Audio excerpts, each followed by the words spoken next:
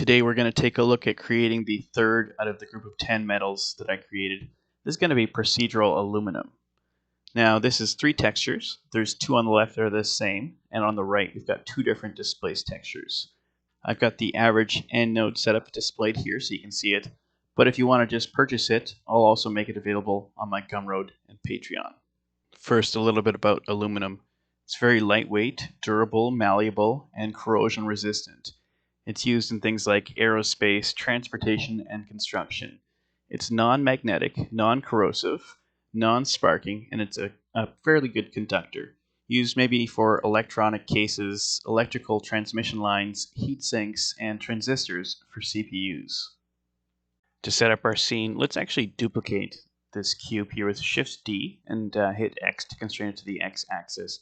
Then if you hold down Control, you can kind of snap it to the grid and just left click when you're happy with the placement of that. For this first cube, let's hit S, Z, and 0.1 to scale it along the Z axis there, and hit Control A to apply that scale. Otherwise, our transformations won't work properly. Let's come over to the modifier panel and add a bevel modifier. Change it to 0.04 and 3 for the segments. And then W or right click to bring up this context menu and hit Shade Smooth. For this other cube, let's hit Control 4 to add a subsurf modifier on there. And come over here and hit Control A to apply it. Then come to here and we're going to add a cast modifier because it's not quite a complete sphere yet. Enter in 1 for the factor and just Control A that guy. And then let's bring up that context menu with W or right click and hit Shade Smooth. I'm going to move mine a little closer to the other guy there with G and then constrain it to the X axis. Next I'm going to add in a plane here with Shift A. Just select that. I'm going to size that up by a factor of 10 and just move it down slightly. Tab into edit mode and hit 2 to go into edge select. And I'm going to grab this guy in the back here. Hit E and then Z to extrude it up on the Z axis. And then I'm going to grab that plane there. Hit Control B so we can activate that bevel. And with the mouse wheel, I can add some more cuts here. This looks pretty good. I'm not going to worry about the amount too much. Tab back into object mode there and hit W or right click. We'll shade smooth. Now we have a nice backdrop there. I'm also going to get rid of this light here because I'm going to bring in some HDRI lighting. So come over here to the world properties and next to color with this yellow circle, we're going to click on environment texture and then open. And then you just need to find some HDRIs. If you don't have any, check out hdrihaven.com. A lot of free ones there. I've got Kaylee Interior 4K. I should have never downloaded all these 4K ones. They take up a lot of room. You probably only need 1K, maybe 2K at max. But Kaylee Interior is one I'm going to use there. And then let's go into the Cycles render engine as well. Cycles, and I don't think we need experimental, but we can always change that. That's for adaptive subdivision mainly. So then GPU compute, at least that's what I use it for. If you have GPU, go ahead and click that. You might not have that option though. Now that we've got that HDRI in the background, if we hold down Z and move up, we can go into rendered mode. We can see our HDRI in the background lighting everything. This backdrop is a little low. I might just move it up a tiny bit. That looks a bit better. Let's set up our camera angle here. I'm going to click on this, just hit 3 and then the 8, so it just kind of goes up a little bit. That's on the number pad on the right. And then Control-Alt-0 to set the view as your camera view. Let's just go into that again, just see what it looks like. I'm going to select the camera, hit G, Z, Z. Let me just zoom in a little bit. Looks pretty good. Move it along the Y-axis a tiny bit, and then hit R and then X, RXX, and then we can kind of rotate it like this here. So you'll go down a bit and then GZ to move it up. Let's change the top right to our 3D viewport and the whole middle area to our shader editor. Hit N to get rid of that shelf. Let's just make sure the same materials on both of these guys here. We could rename it if we want. Aluminum, or if you prefer aluminium, whichever. We say aluminum more in Canada here. Let's also make this a little bit bigger here. You can see what we're doing. I just realized my original setup should be rotated 90 degrees here. So let's go ahead and select the background and then the 2 objects we've got here. And let's just go R, Z, 90, and then hit the negative button. And then hit Enter. And everything will be selected there. Let's just quickly set up our camera angle again. So with this guy here selected, hit 1, then hit 8 a few times just to kind of bring it up here. Maybe let's hit the period/delete key on the bottom right of our keyboard as well, just to center in on that. And then hit Control-Alt-0 on the number pad. Select our camera, hit GZZ to zoom in and out, GZ to move up, zoom out a little bit more there, and that looks pretty good. Let's go into rendered mode. Make sure to apply the rotation here with Control-A, and on this guy as well with Control-A. Let's start with our material here. Let's move that out of the way, the principled BSDF, and bring in a noise texture. Place it right here. We can hit Shift or Control-Shift left click, and it brings up a quick preview, and hit Control-T while that's highlighted. That's a Node Wrangler shortcut, so if you don't have that working for you, you just need to enable Node Wrangler. Then under this mapping node, by the way, yeah, make sure it's coming out of Object on the texture coordinate. And on this mapping node, let's change the Y scale to 50. We can see this sphere in the back. I just want to get the orientation a little different. Let's go RX90, and that'll rotate it along the x-axis. So now it's kind of a horizontal thing. We can see the texture a little bit easier. So I'm just trying to get it to look like brushed metal. I'm going to come to this noise texture here and change the scale to 2, so it makes it a little bit bigger. Then I'm going to come just to this area right here, just above that mapping node, and just duplicate this noise and place it here. Then bring in a mix RGB and place it right after that noise. I'm going to plug object into color 2, and now we have a kind of a controller for how distorted we can make this here. So if we pull this to the right, it's less and less influence that this noise texture has on everything. Let's also change the scale here to 10 on that noise texture. And then this factor here is going to be 0.99, so it barely has any influence at all. Next, I'm going to bring in a color ramp and just place it after this noise texture here. And this black, I'm going to bring it up to 0.3, and then I'm going to bring this value up a little bit. So it's not quite black, it's more like a 0.5 gray there. It didn't really change too much, but this just gives us an extra controller to adjust the texture if we need to. Let's duplicate this color ramp, place it right here, and I'm going to reset it, and then duplicate it 2 more times with Control-Shift-D so that it stays attached to this color ramp right here. This is going to be our aluminum color. This is going to be our metallic value here, and this is going to be our roughness right down here. So first we're going to do the color. To do that, what I want to do is split this screen and just change this left side to my image editor, because I want to drag an image of some actual aluminum metal over here. So I've got some I already downloaded off of Google Images there, and here's what it looks like. So what I'm going to do is with this color ramp right here, while we're hovering over this slider area here, hit E, and that'll bring up this eyedropper tool. Then we can drag this across. We can get different colors each time we do that. And in fact, let's go ahead and plug this into a principled BSDF so we can kind of see a bit better what's going on. And let's just change the metallic to 1 for now. So we can do this as many times as we want. Do it a couple times till you're happy with your result there. This looks pretty good. I'm going to leave it at this, and let's just close this back up. There we go. An easier way to do that, by the way, if you can't find the right way to click that, let's just open that up again, is right click on this separation and then just go join areas and left click. So we're going to do something slightly more complicated here as well. We're going to add in a hue, saturation, and value node just right here, and Control-Shift-D this guy as well. And then we're going to mix them together. And the way I did that is hold down Control-Shift, right click and drag from one node to the other. Let's do it again actually. So Control-Shift, right click and drag, and then you just have this mix node set up. Because we're going to plug something into this mix factor, and then we'll change this hue up here to something low, like 0.3, and we'll leave that one at 1. So let's go ahead and add in a layer weight node, and we'll come out of the facing, and we'll add this into a color ramp, and we'll set the black at something higher than 0. We'll bring the white down to 0, and we'll set the black at 0.77. I just set the white at 0.77. Move the white down, select the black, go to 0.77, and this is going to be our mixer right here. And that's going to feed into this principled BSDF right here, so you can see what's happening. It's basically just contrasting the edges. It makes it pop a little bit more. It's not something you need to do, but I kind of feel like it gives a cool effect. Then what we're going to do is come over here to the second color ramp, which is going to be our metalness. And let's set the white at 0.94. We're going to set the black to 1. Then let's plug this into the metalness. We can see what's happening here. It's going to be like a mostly white texture. So mostly metal. Lastly is our roughness right here. So let's go ahead and with this black one, we'll set this at 0.62.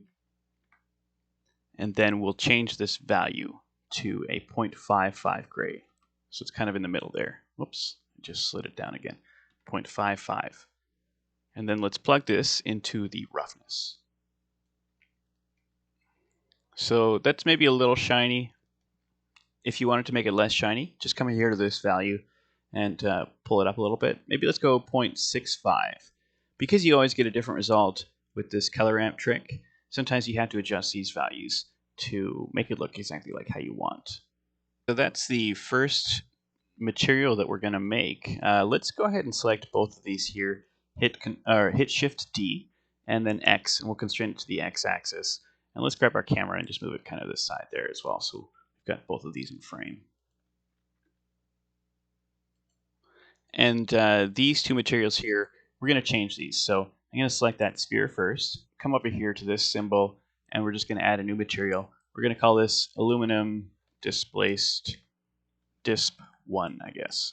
And then this one here, we'll call this aluminum disp 2. So those are going to be two separate materials. Let's start with aluminum disp 1. And for this one, we're actually going to take out most of this stuff here. I tried it out with the brushed finish, and it didn't really work as well as what I'm going to show you here. So I'm just going to take out all of this stuff here, and we're going to keep what I've got here, the two hue saturation value, the layer weight, this color ramp, and this one here, and the principled BSDF. I just got rid of everything else. So, by the way, make sure you have created that new material before you do that, or it'll take off this other stuff as well, and it'll make it all this one here. You got to keep those materials separate, or you accidentally delete a lot of your work. So let's come over here. We'll leave the color ramp hue saturation value as is, and we'll come over here and run this facing into this color ramp down here as well. So then let's set this at this gray 0.55. I guess we changed it, but let's change this back to a gray 0.55. Let's set this position at 0.23. This other one we're going to set at 0.58. It's going to be a gray 0.4. So the rest of this setup is all going to be the displacement here. Let's start by making it kind of bumpy. So I'm going to bring in a texture coordinate node and run this out of object. Then I'm going to bring in a noise texture. I'll just place it here, and I'm going to change this to 4D, which gives us this W slider as well, which is quite nice. Let's change that W to 1, and we'll change the scale to 0.6, and everything else we'll leave as is. Let's come over here higher upstream and just add another noise texture in there and bring in a mix RGB as well. Just place it right there and run object into color 2. I'm going to change the scale to 8, and the roughness I'm going to change to 0. Just makes it a little bit smoother, less bumpiness, less high frequency noise there. And this mix, I'm going to change this to 0.93. I'm going to run this into a color ramp. Just place it right here, and then let's set up a math node, place it right here, and I'm just going to change this to multiply and set it to 1. So it's not going to change anything, but we can change stuff if we want to by changing that number there. I'm going to set this color ramp. We'll bring the black to 0.34, and then I'm going to bring the white. Let's make sure we select the white first. I'm going to bring the white down to 0.9, and then we'll change that value to kind of a 0.8 gray. So that's just going to mean for our displacement, it's just not going to be sticking out quite as far. I'm going to bring in a displacement node, set this to the height, and then we'll bring this and plug it into the displacement node. It's not doing anything yet, except for just kind of adjusting the bump there, we need to do one more thing down here with the material properties. Scroll down, go to settings, and where it says displacement, bump only, we need to change that to displacement and bump. And now we can see is displacing our sphere there, making an interesting bumpy shape. So basically these big shapes are coming from this lower frequency noise, and then these smaller shapes, these smaller bumps, are coming from this guy right here. Let's change this displacement. We're going to change the mid-level to 0.3, and the actual, what is that, scale? Yeah, scale. We'll go to 1.4 for that value. Just a few things I need to correct with this setup to make it exactly like my other one. You can do whatever, but let's just show you how you get the same results as me. So change this from the color to the factor output. We're going to change this W to 0.8. Then we'll change this value on the multiply to 0.5. This is how you got something closer to my original setup there. So then I wanted to kind of like put some holes in here.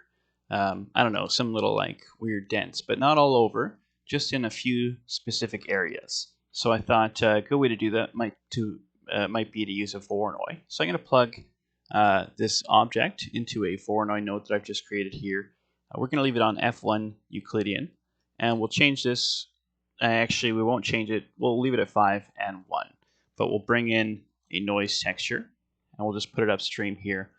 And I'm going to change this to 10 for the scale. Leave it at 2 for the detail, but we'll change the roughness to 0. So that's going to make it very smooth, basically. And I'm going to bring in a mix RGB, place it right here, and run object into color 2. Then we'll change this mix to 0.9.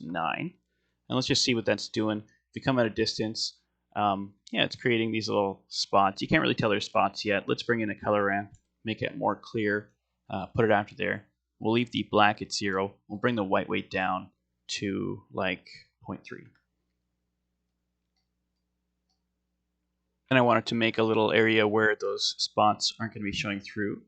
I'm going to duplicate this noise texture with Control-Shift-D so it stays attached to that texture coordinate. We'll change the scale to 1, and we'll change the roughness back to 0.5, which is like the default roughness there. I'm going to bring in another color ramp. In fact, I'll just duplicate this one here, and we'll plug that in here. Let's go ahead and change this guy to, actually we'll leave it at 0, and we'll bring the white up to 0.5. Then we'll bring in a mix RGB, place it right here, and this is going to run into the factor right there. So if we look, we can see that there's just basically some select areas where there's those spots showing through. Then I'll bring in a multiply node. It's a math node rather, and we'll change it to multiply. And then we'll add this to this other one right here. So I'll bring this in, change this to add. We'll plug this into right here. It's going to look a little bit better in a second once I tweak this value here, which I'll set to 0.3. Let's take a look at the whole thing. We can see now it's got some spots basically where it's just taking some areas out there. One other thing I'm going to adjust to is this color ramp. Because it's set to linear, it's got these harsher areas, or rather this one here, it's set to linear. Let's set that to ease, and that kind of takes those out of there. Another thing I'm going to do is just change this color ramp, or pardon me, not color ramp, this is a noise texture clearly. The one that's set to 10 for this scale, you can change the roughness to 0.5, and that's going to make the detail in here a little more grainy. I like that look a little bit better, and I think that's how I had it in my original as well. The smoothness looks a little weird. Just quickly explain what this whole displacement setup is doing. This top branch here, this is controlling those bumps. This is the big bumps, and this is the little bumps right here. And this is the amount of little bumps right here, this mix. Then right here we have our dents, these 4 nodes right here. It was just this Voronoi distorted by this noise here. And this bottom 2 node setup here is just basically masking out some areas. So basically the darkest areas are where the bumps are going to be the biggest. And we have very few dark areas just to kind of slightly darker areas, basically. And those are where those bumps are shining through. And then these two multiplies are basically just controlling the influence. So if we wanted bigger bumps, we could change this number. If we wanted smaller bumps, just make that number smaller. If we wanted bigger, large bump detail, that's controlled by this multiply. And then we just add them together and feed them all into this displacement node to make this displacement map right here. Definitely looks a little shinier than the other material. If you wanted to change the roughness on either one of those, just go to the color ramp, plugging into the roughness on their Principled BSDF. The closer to black these are, the shinier it's going to be. Let's take a look at aluminum disp 2 now, the second displaced aluminum texture. And I'm going to bring in a mapping node and just place it right before this other one here. I'm going to run out of generated for this next part and bring in a separate XYZ. Kind of just grab it there and bring it down here. And then I'm going to bring in a color ramp and then a math node to place it right afterwards and change this to multiply by hitting M when you open that up. Basically what I'm doing is I'm creating this gradient here that we're going to eventually use to rotate that existing texture on that metal. I'm going to add one more node here, which is the combine XYZ. And this is just going to be feeding into the Z right here. And then we're going to plug this into the rotation here. So if we look at what's happening, we can see now it's rotating this brushed metal texture. We can control that with the multiply. Let's set this multiply at 1. You can see it rotates it even more. And I'm going to change these numbers here. We're going to change the top one. We're going to leave it at 1, but we're going to change it to a 0.5 gray. So it's not quite curving as much. It's a bit more subtle. So next we're going to add some displacement. So first let's come to the material properties, scroll down to where it says settings, and under displacement it'll say bump only. We'll change that to displacement and bump.